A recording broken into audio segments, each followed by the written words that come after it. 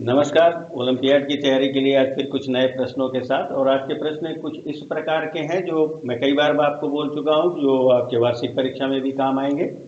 हर प्रश्न के साथ जो थीम है उसकी चर्चा अलग अलग और फिर उसका सलूशन। जब शिक्षक थोड़ा सा बच्चों के साथ ट्रीट जरूर करेंगे, जो हमने अपेक्षा की है कि आप एक पीरियड ओलंपियाड के लिए ले रहे हैं।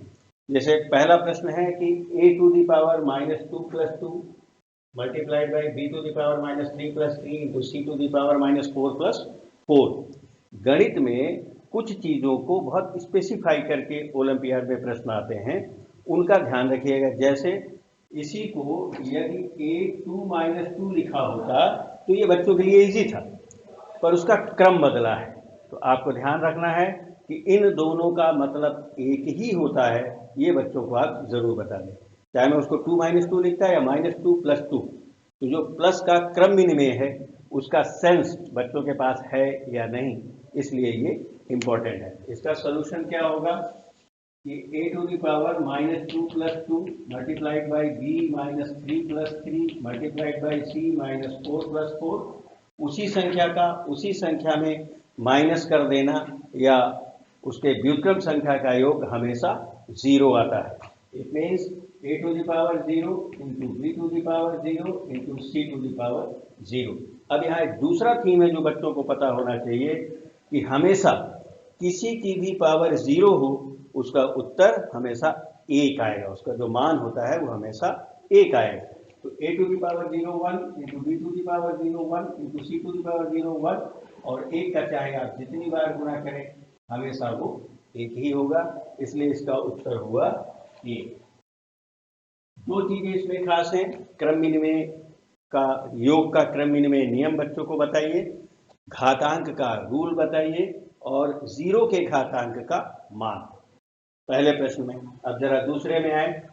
किसी संख्या में 3 का गुणा करने पर 171 प्राप्त होता है। मैं सवाल के हल करने की बात नहीं करूंगा, मैं उस थीम की बात करूंगा जिससे इस तरह के ज्यादा से ज्यादा प्रश्न बच्चे समझ पाए।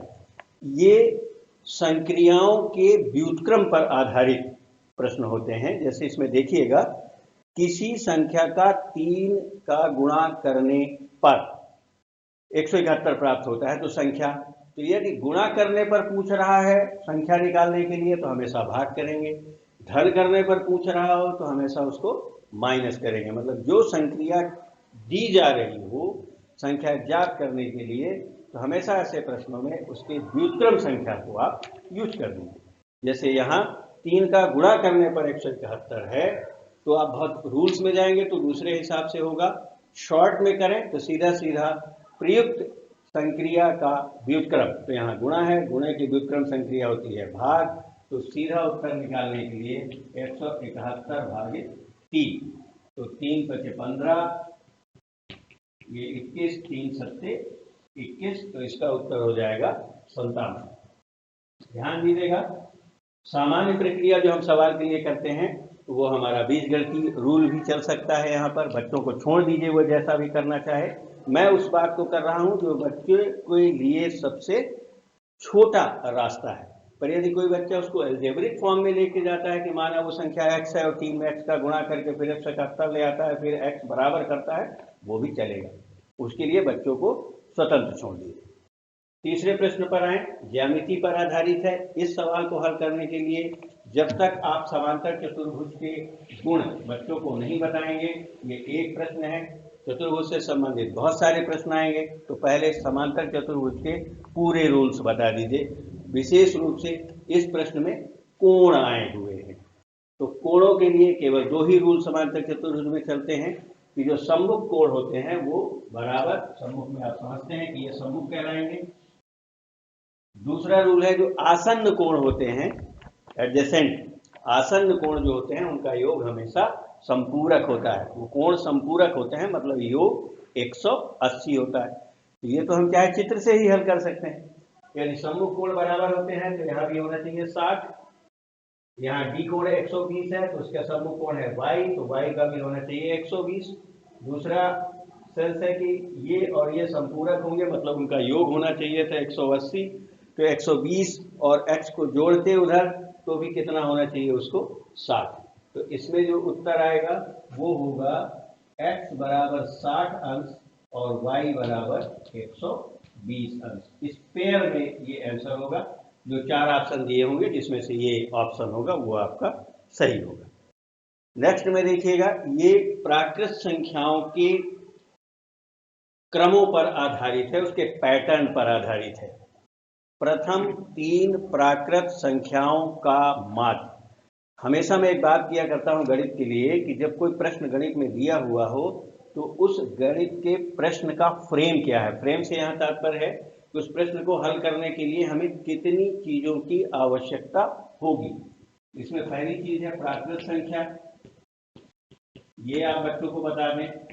फिर माध्य, ये आप बच्चों को बता दें। और संख्याओं का क्रम, तो वो तो ज्यादातर छोटी कक्षाओं में आप बता के रखते हैं। माध्य का सीधा मतलब होता है आंकड़ों का योग बटे आंकड़ों की संख्या।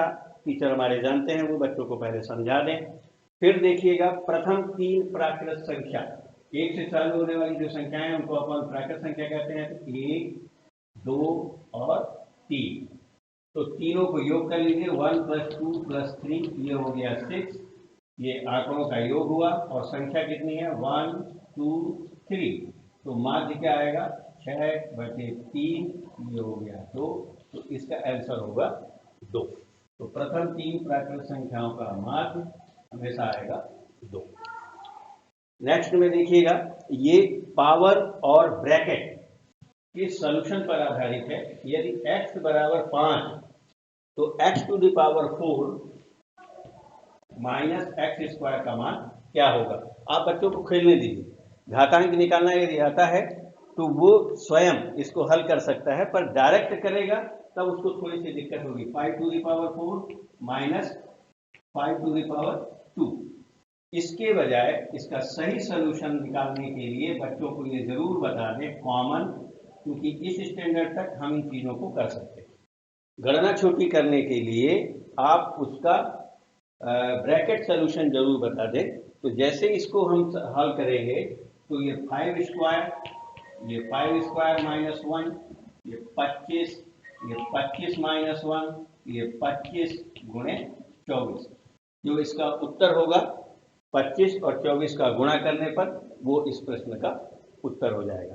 तो दोनों आइडिया बच्चों के पास रहने दीजिएगा। बच्चा यदि इसमें सहज है, इसका मान निकाल सकता है, तो वो इससे भी उसको सलूशन निकाल लेगा। नेक्स्ट में देखिए, प्रश्न नंबर 6 है। ये फिर से घातांक पर आधारित है। यदि पहले वाले प्रश्न में आपने थीम पूरी बता दी तो ये बहुत इजी हो जाएगा। 5⁴ प्लस 6² माइनस 7⁴, केवल वैल्यू लिखनी है। ये पहले ही बता दिया गया कि किसी भी संख्या में शून्य की घात होने पर हमेशा उसका मान 1 ही होगा। यदि बच्चों के दिमाग में आ गया ये 1 प्लस 6 का स्क्वायर हुआ 36। स्क्वायर को आप एक बार ये जरूर लिख के बताएं बच्चों के लिए कि स्क्वायर का मतलब उसी संख्या में 2 बार गुणा। यदि घात 3 है तो 3 बार गुणा, घात 4 है तो 4 बार गुणा।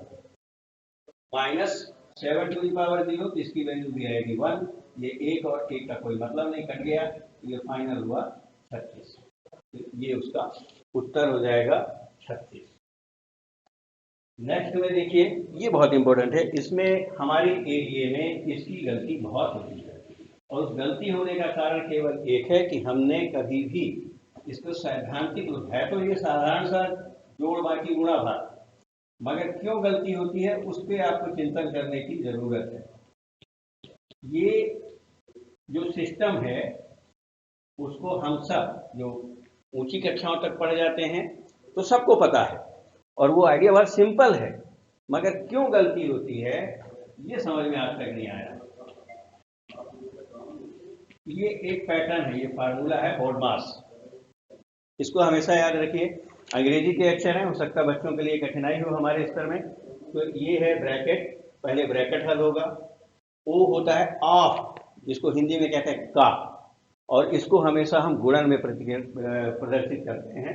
जहां कहीं पर भी इसकी आवश्यकता है, यहाँ पर नहीं है। डी का मतलब होता है डिवीजन, पहले भाग करिए हमेशा। फिर एम का मतलब है मल्टीप्लिकेशन, गुणा। ए का मतलब है एडिशन, योग। एस का मतलब है सब्ट्रैक्शन, घटाना। हमारे देसी में ये सबसे बढ़िया एक कहावत के रूप में चलता था कि का करके पुन भाग कर, फिर गुण लेत सुजान, ता पीछे धन ऋण कर, भिन्न रीत पहचान। बिल्कुल सीधा सीधा है कि सबसे पहले आपको ब्रैकेट से चल रही है का है, ये भाग है, ये गुणा है, ये योग है, ये इस क्रम में करिए। तो ये सबसे पहले कहता है कि ब्रैकेट खोलिए। ब्रैकेट भी यहाँ कई तरीके हैं, जिसको कहते हैं छोटा कोष्टक, इस निशान को कहते हैं मझला कोष्टक, और इस निशान को कहते हैं बड़ा कोष्टक।